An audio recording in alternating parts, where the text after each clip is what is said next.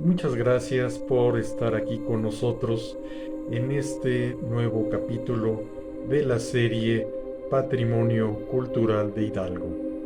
La Secretaría de Cultura de Hidalgo, la Subsecretaría de Patrimonio y Fomento Cultural, así como la Academia Hidalguense de la Historia, presentan esta nueva entrega. Concluiremos esta serie de Hidalgo y sus libros en el siglo XIX, iniciando con el libro de Antonio Peñafiel, Monumentos del Arte Mexicano Antiguo, una importante obra de referencia y gran antecedente en diversos aspectos de las indagaciones arqueológicas mexicanas. Contiene interesantes observaciones sobre el pasado prehispánico.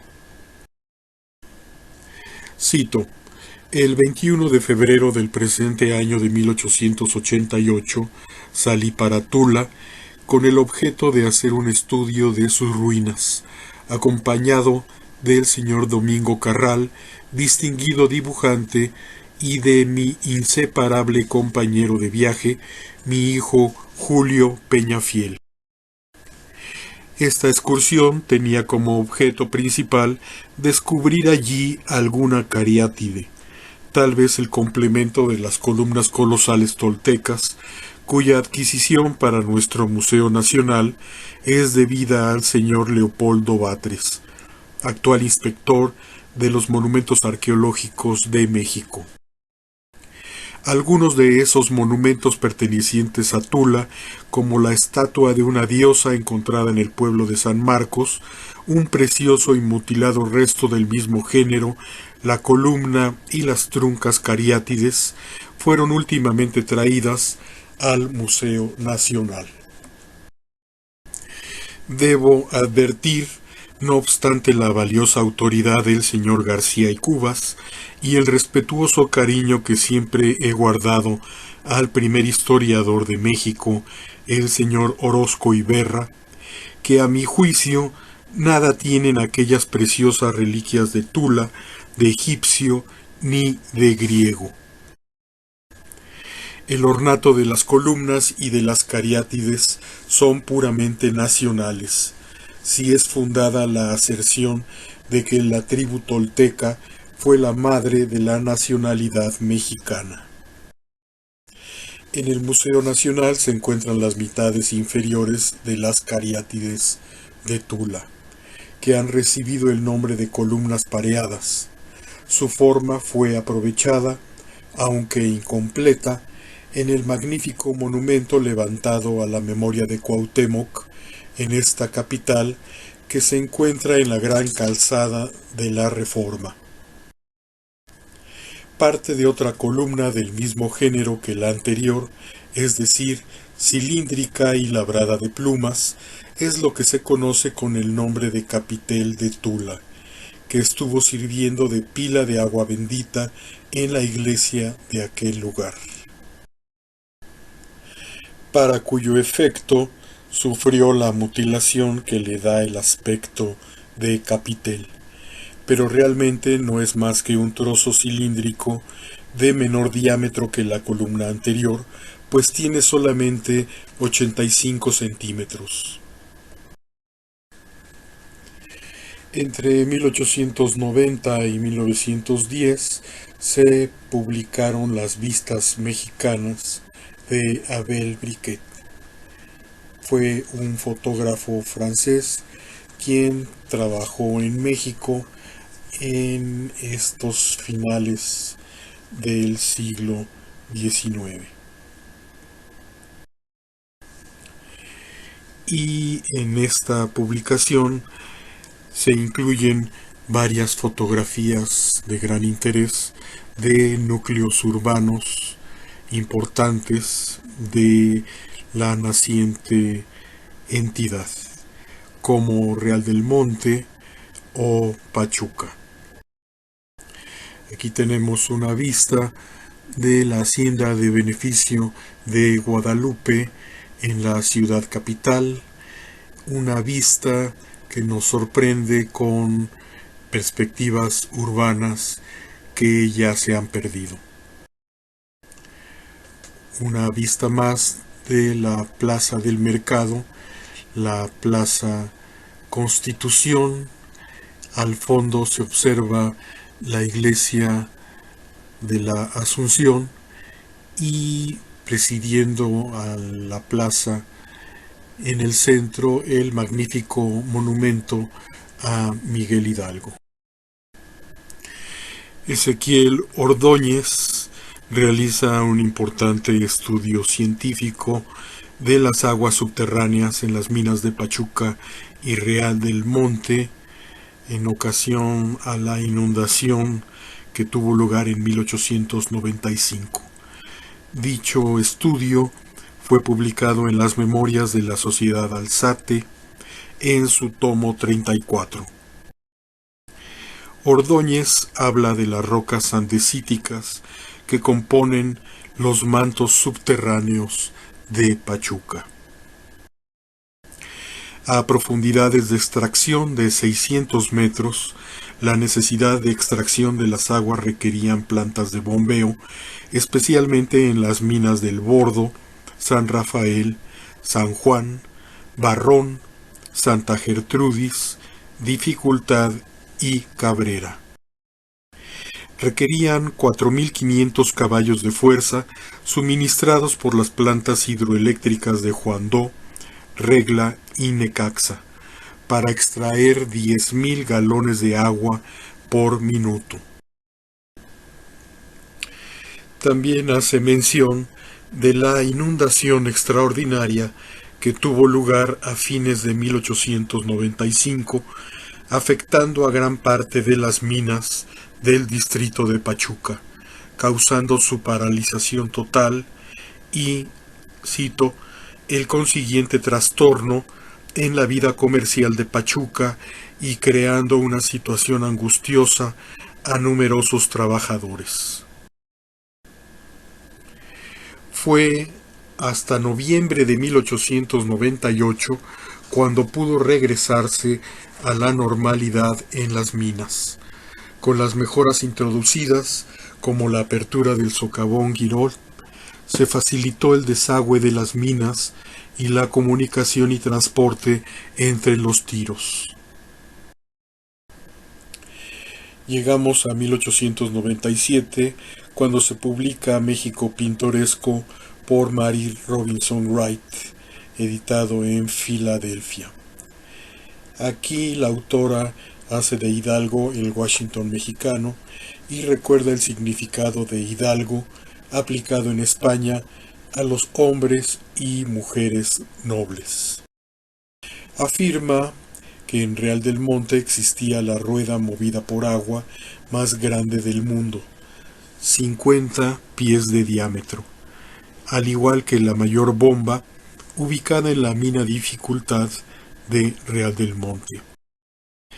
Wright dice lo siguiente, cito: Pachuca es una concha de pórfido con su borde abierto hacia el noreste y sus curvas perdidas en las altísimas sabanillas y la cordillera de San Cristóbal.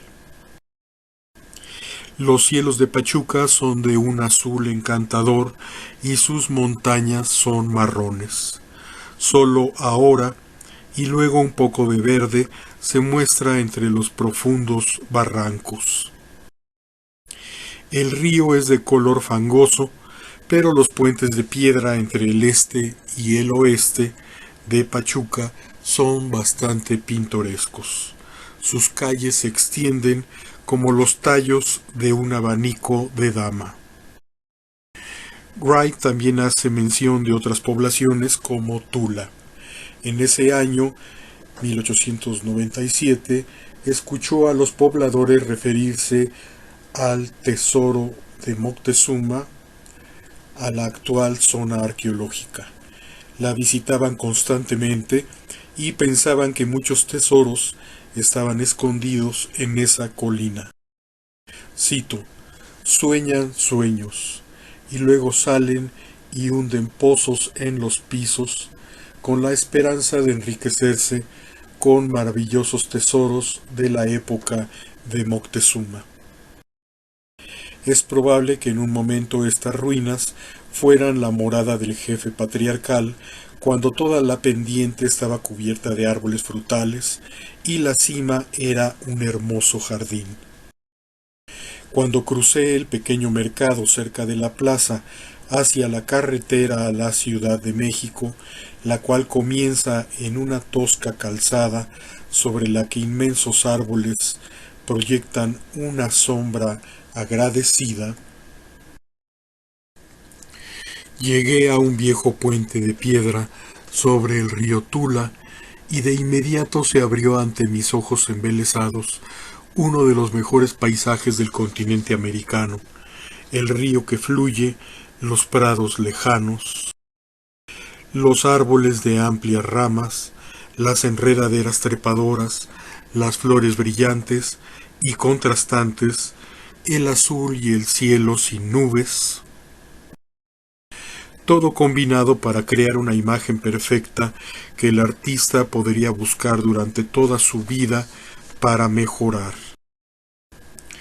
Cuando los toltecas, ahora difuntos, después de largos vagabundeos, vieron esta hermosa campiña extendida ante ellos, hermosa como el jardín del Señor, no es de extrañar que se detuvieron allí y levantaron sus casas y altares. En ningún lugar de México uno siente más fuerte la impresión del México antiguo que en Tula. Aquí está la magia de un viejo, viejo mundo, gente sombría, ritos y ceremonias vagos y místicos, y sueños de la antigua civilización tolteca. En la pequeña plaza se encuentran los restos de los dioses antiguos bajo el sol abrasador de hoy, y allá abajo, derrumbándose en polvo, está la antigua pirámide tolteca, construida hace cuántos siglos. Hasta acá esta autora Wright en el libro México Pintoresco. Para 1898 contamos con esta publicación de John L. Stoddard, sus lecturas, en cuyo volumen séptimo se hallan apreciaciones de un viaje a México. John Lawson Stoddard nació en 1850 y murió en 1931. Fue un escritor, autor de himnos y un gran conferencista estadounidense. Estas publicaciones de sus andanzas alrededor del mundo le ganaron una gran popularidad. Cito: las puertas de entrada más antiguas de nuestra gran república se enfrentan al sol naciente. A través de estos nuestros antepasados entraron en el nuevo mundo. Hasta sus portales por 200 años ha barrido una incesante inundación de inmigración desde una orilla más vieja. A través de ellos, hoy, fluye y refluye una poderosa marea de turistas que cada primavera salen a vagar en la Europa histórica y cada otoño regresa por las mismas puertas de entrada a sus hogares. Sin embargo, en los últimos años, una porción de esta corriente del viaje ha buscado otros canales, y a través de puertas de nuestra costa occidental, frente al más poderoso océano en nuestro globo, aumentando en miles anualmente los que hacen su camino a Alaska o Japón. Ahí todavía está, sin embargo, en nuestro límite sur, una puerta que no tiene esta objeción, porque allí, separado de nosotros por ninguna barrera oceánica, sino solo por un río estrecho llamado Río Grande, se extiende debajo de la Cruz del Sur, y no a diferencia de una poderosa forma de cornucopia, una tierra de la que sabemos hasta ahora mucho menos de lo que hemos aprendido de Europa y apenas más de lo que sabemos ahora de China y Japón, un país de origen misterioso y vasta antigüedad, de noble paisaje e impresionante historia, de pintorescos ropajes y una mitad de la vida español y mitad oriental, el lugar de la vivienda de los aztecas y de españoles, el campo de batalla de Moctezuma y de Cortés, el reino de la luz del sol y de la plata, México. La planta más útil de México es el maguey. Y aquí Stoddard nos ofrece algunas apreciaciones que se dan de la mano entre lo preciso y lo anecdótico. Cito: el dueño de una finca de pulque es usualmente rico. Puede contarse con la cosecha del maguey con absoluta certeza. Ningún insecto puede estropearlo, el clima no lo afecta y puede hacerse que rinda todo el año. Lo mejor de todo, el líquido se vende de inmediato a buen precio y en efectivo. Un hombre en la Ciudad de México es propietario de 60 pulquerías y vende $1,200 de pulque diariamente. La ganancia ascendía a $60,000 cada año. Yo preferiría infinitamente ser un productor de pulque que un consumidor. Nunca olvidaré el primer vaso que probé. Un indio me lo ofreció en una estación de tren y yo pagué solo 1 centavo por él. Pero después de un trago, consideré 1 centavo una suma exorbitante por lo que había obtenido. En color, consistencia, olor y sabor, el pulque mexicano me parecía un mucílago agrio. La gente me aseguró que me gustaría después de un tiempo. Si es así, será cuando haya llegado mi hora. Algunos viajeros, sin embargo, encuentran agradable su sabor y a los mexicanos les gusta tanto como a los negros las sandías. Hasta acá la cita. Ya para 1901 se publica esta memoria, El Maguey, por el general Pedro Rincón Gallardo, impresa por la Sociedad Agrícola Mexicana. Pedro Rincón Gallardo fue un militar mexicano muy destacado, nacido en Jalisco en 1825 y murió en la Ciudad de México en 1909. Fundó el Jockey Club, así como el proyecto del hipódromo de Peralvillo, y fue representante de México ante el gobierno de Nicolás II de Rusia. En esta interesante apología de la planta del maguey, Rincón Gallardo tiene varios párrafos muy relevantes. He seleccionado uno de ellos solamente. Cito: he creído oportuno formular este breve estudio sobre el maguey mexicano, esa planta de tan numerosas y ricas especies, de tan variados y valiosos productos, y que es un importante factor en la riqueza nacional y un elemento de vida para las clases obreras y menesterosas. Terminamos en 1903 con las memorias de la Sociedad Científica Antonio Alzate, el tomo 19, impresas por el gobierno en el exarzobispado.